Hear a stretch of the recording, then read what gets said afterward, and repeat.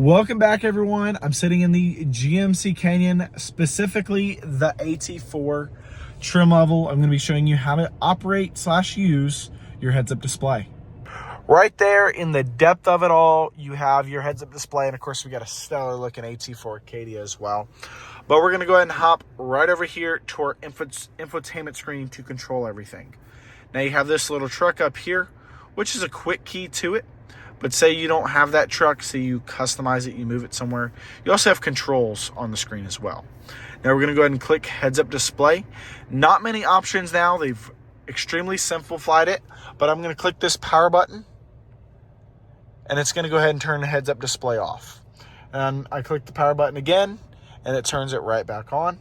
Now you can choose your brightness level. Of course, it's dark, so it's easier. So go ahead and turn that down, and you can even turn it off that way. So just dimming it and brightening it however you see fit.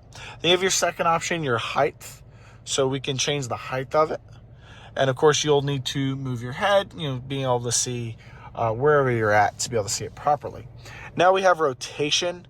Not much use for this in my opinion, but you can rotate it to about 10 degrees to the left or the right. Let's get right in there, see if we can see it a little bit. So you can see it a little bit right in there. But once again, I personally wouldn't use it, but you can change it, very many of times, going throughout, changing it a little bit at a time.